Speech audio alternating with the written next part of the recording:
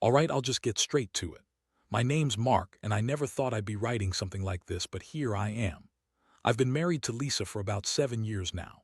We met in college, had that perfect couple vibe everyone envied, and for most of that time I genuinely thought we were solid.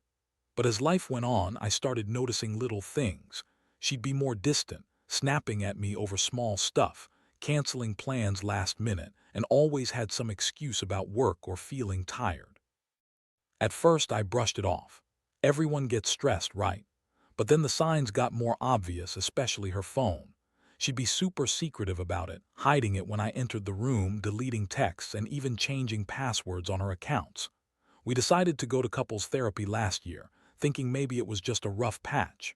Lisa, being her usual bitchy self, snarky, dismissive, always with a sharp comment, made it clear she wasn't interested in really fixing anything.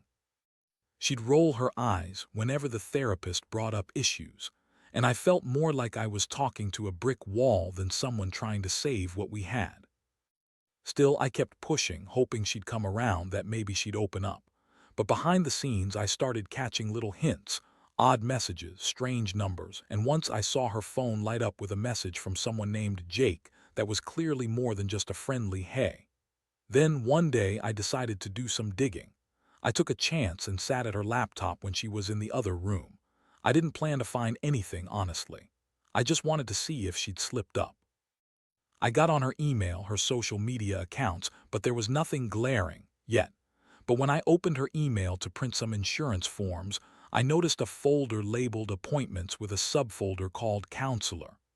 Curious, I clicked through, expecting some boring paperwork. Instead, I found a whole bunch of messages between Lisa and the receptionist at our therapist's office, Emily.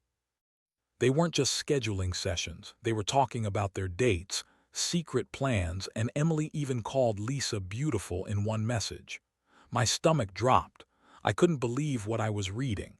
This wasn't some innocent affair, it was something else entirely. How long had this been going on? I felt like I'd been hit by a truck.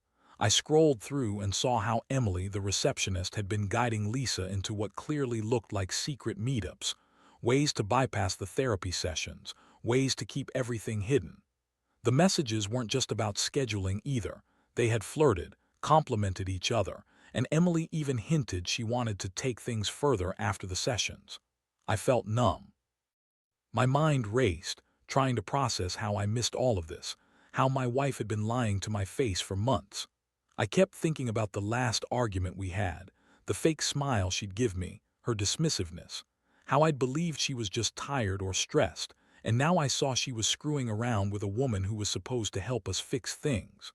I closed the laptop slowly, like I was afraid I'd wake up and this was all just some terrible nightmare. I sat there for a long time, staring at the screen, feeling a mix of shock, anger, and heartbreak. How do you even begin to process that your wife, your partner, the person you trusted most, is cheating on you with someone who's supposed to be helping us fix our marriage? It's like the betrayal came from within the very system meant to save us. I didn't know how I was going to confront her yet, but I knew I couldn't keep this secret. Not anymore. My head was spinning, and I just sat there trying to make sense of it all. I spent the next couple of hours just staring at the wall, trying to come up with what I was going to say. My mind kept circling back to the messages, the lies, the betrayal. I couldn't believe she'd gone so far, using our therapy sessions as a cover for her affair with Emily, the receptionist. It was like she'd turned everything we tried to fix into a game, a way to hide her cheating behind a mask of working on ourselves. And to think I had trusted her, shared my vulnerabilities, thought we were building something real. It all felt so hollow now. I knew I had to confront her. I couldn't keep pretending I didn't know. That would only give her more time to hide or lie her way out of it. I waited until she got home from work, trying to keep my cool, but inside I was just boiling. As soon as she walked in, I could see her attitude, shrugging off her purse, rolling her eyes like she was already annoyed just to be there. Her bitchy smirk hit me hard, like she knew I was hiding something and was just waiting for me to crack. I took a deep breath and started in. Lisa, we need to talk about the therapy, about us. I found something today. Her eyes flickered, a flicker of annoyance and maybe a bit of panic. What are you talking about? she shot back, crossing her arms. I pulled out the laptop I kept in my bag and opened the email folder from the therapist's office. I put it on the table and her face instantly changed. Her eyes widened and she started to stammer. "Okay, what is this? Who's Emily?" I asked, voice cold but steady. She looked at me, her bitchy attitude shifting into something more defensive, more aggressive. "That's none of your business," she snapped. "You're overreacting. It's just some harmless flirtation, that's all." I shook my head, feeling the surge of anger. Harmless. She's your therapist's receptionist, Lisa.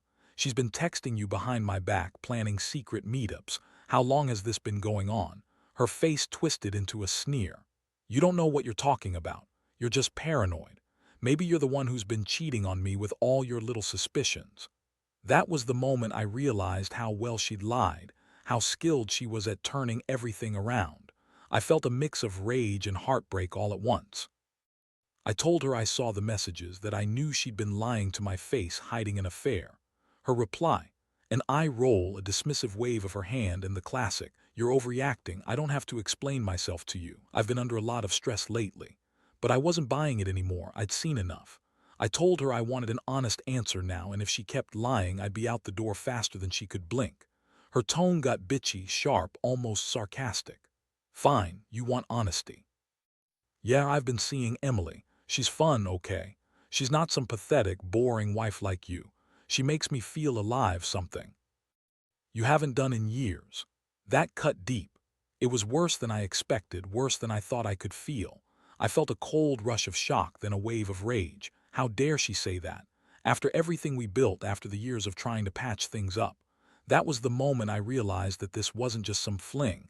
This was her way of telling me she was done, that I was just a placeholder. I wanted to scream, to break something.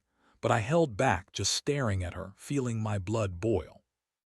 I knew I had to get out of that house before I did something I'd regret. I told her she needed to leave, that I'd be staying somewhere else for a while. She laughed at that, a cold, bitter laugh. "Go ahead, cry me a river. You're not gonna do anything about this. You're too weak to handle the truth." That's when I realized I'd been played, used, and humiliated. All those years I'd been loyal, faithful, trying to fix what was broken. And she'd been cheating on me behind my back the whole time, with a receptionist who was supposed to be helping us.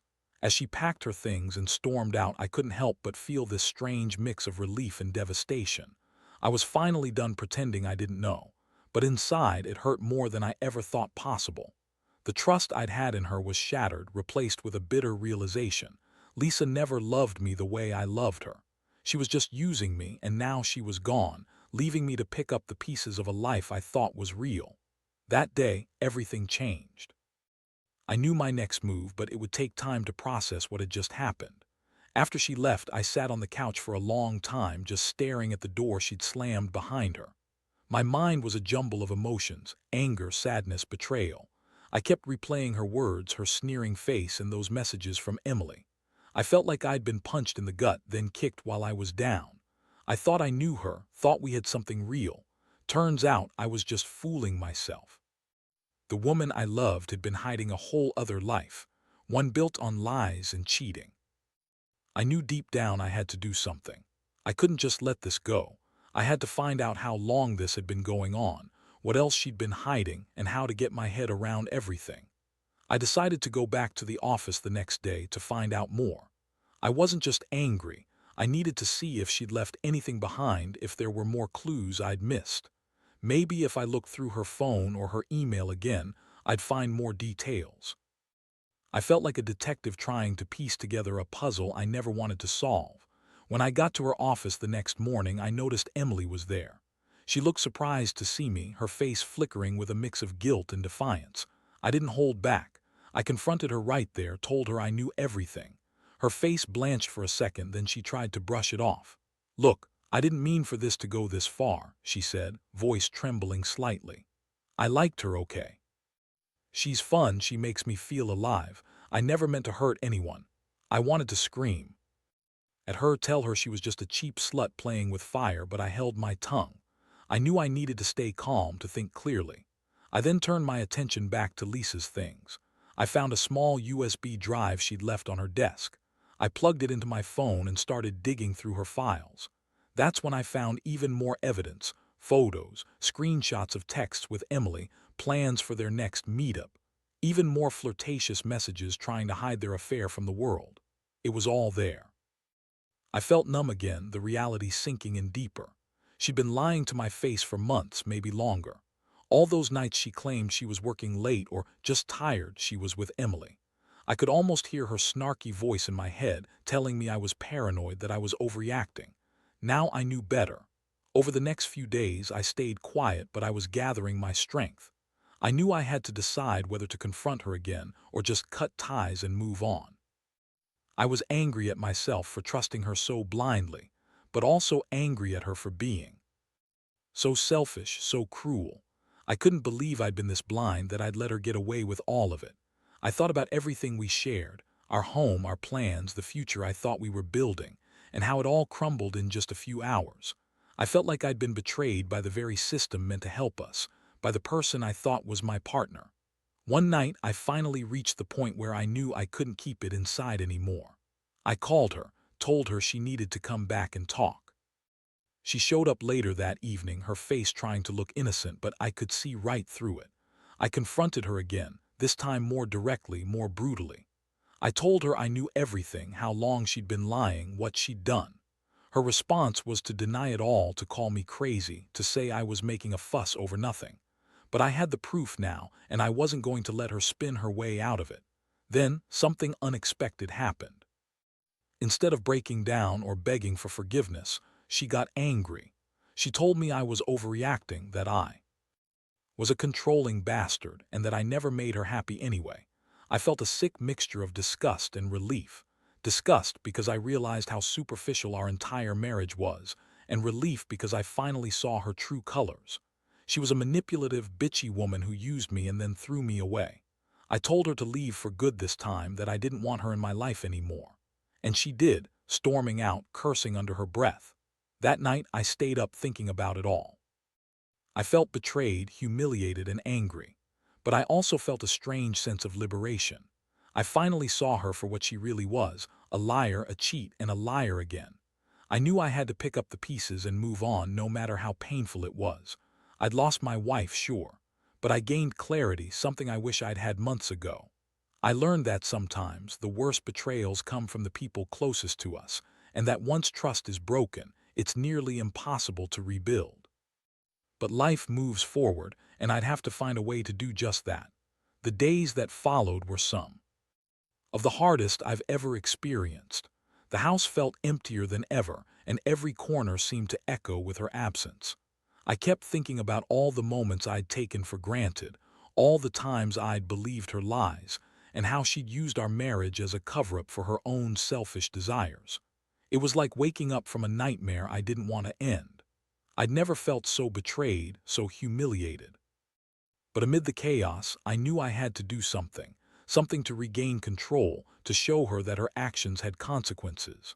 I started researching online, trying to figure out what steps I should take next. I found some advice about legally protecting myself, about gathering evidence, and about how to handle the emotional fallout. I also realized I needed to confront her one last time, not to beg or plead, but to get closure. I wanted her to know I saw through her, that I wasn't going to be a victim of her lies anymore. So I sent her a message, saying she could come over when she was ready to talk honestly. No more excuses, no more bullshit. I needed to hear it straight from her, even if it was going to hurt. When she finally arrived later that evening, she looked defiant, like she had already decided she was going to win this argument. But I was done playing her game. I sat her down and looked her in the eyes. "Lisa," I started, voice steady but cold. "I know everything. The messages, the meetups, Emily, I've seen enough. You lied to me, cheated on me, all while pretending you wanted to fix this marriage. And I want to know why." Her eyes narrowed, her bitchy smirk creeping back onto her face. "You're overreacting," she said dismissively. "You're just jealous, insecure, and you can't handle your own faults." I shook my head. "No, Lisa, I've had enough of your lies. I saw the messages. I know you were planning to see Emily behind my back. I found the proof, and I'm not going to pretend anymore. I want the truth. Why did you do this? Were you just bored, or did you think I wasn't enough for you?" Her face twisted into a mixture of anger and contempt. "You think you're so perfect," she spat. "You don't even know what I've been going through. You're just a controlling asshole who's too blind to see how miserable I was. Emily made me feel alive, something you completely lost. I don't owe you an explanation. I don't even care anymore." Her words hit me like a punch, harsh and cutting, but I'd already seen her true colors. She didn't care about us. She only cared about herself, her thrill, her escape. I told her that I was done with the lies, with her manipulation, with pretending I didn't see what was right in front of me. I explained I was going to file for divorce, that I'd be taking the house and the savings, and that I wanted her to leave my life for good. She yelled, cursed, threw a few things around, but I held my ground. I refused to be her punching bag anymore, refused to let her drag me through this hell. When she finally stormed out of the house, I felt a strange mixture of relief and despair. Relief because the nightmare was finally ending. Despair because I had lost the woman I thought I'd spend my life with. That night, I sat alone in the dark, staring at the ceiling, trying to process everything. Every thought spun around. How she lied, how she betrayed me, how I ever trusted her in the first place. But deep down, I knew I had to move on. I couldn't keep living in the past, haunted by her betrayal. I had to rebuild myself from the ground up. It was hard to accept that our marriage was over, that my wife had been unfaithful, and unfaithful in the worst way. But I also realized that staying in that toxic cycle of pain and anger wouldn't do me any good. I had to find a way to forgive, not for her sake, but for mine. To let go of the pain, the betrayal, and the broken trust, the only way I could truly start healing. The weeks after she left felt like a blur. I threw myself into sorting out the mess, both legal and emotional. I contacted a lawyer, got all the documents ready for the divorce. I also started going to therapy myself, not to fix my marriage anymore, but to fix myself. Honestly, I was barely holding it together some days. The betrayal cut so deep that some nights I would lie awake, replaying everything she said, every lie she told, trying to find some shred of the woman I once loved. But all I saw now was a stranger, someone I didn't know, and definitely not someone I wanted to share my life with anymore. At work, I kept a low profile. I couldn't even think about pretending everything was normal when inside I felt like I was falling apart. But I knew I couldn't stay in that state forever. I also had to prepare for the inevitable. She'd come back, or I'd have to face her again, whether I liked it or not. I kept the evidence I found close by, screenshots of the texts, the emails, the secret plans. I didn't want her to think she could get away with this without consequences. I was determined that she'd see the damage she caused, even if she didn't care. One day, I got a call from her.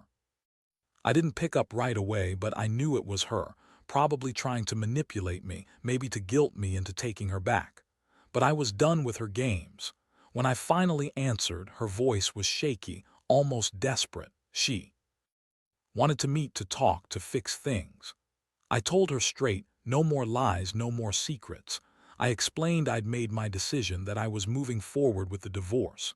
She tried to guilt-trip me, saying I was overreacting, that I was tearing everything apart, that she was sorry but couldn't undo what she'd done. I didn't fall for it. I told her I didn't want to hear her excuses, that I'd already made up my mind. I told her she needed to accept that it was over and that I was going to start living again without her. When she hung up, I felt a strange sense of relief mixed with anger. She could try to come back. She could try to manipulate me, but I knew better now. I'd seen the truth, and I wasn't going to let her pull me back into that nightmare. I was tired of feeling powerless, tired of feeling used, and tired of feeling like I was the only one fighting for what was left of us. The most surprising thing, though, was how quickly I started to reclaim my life.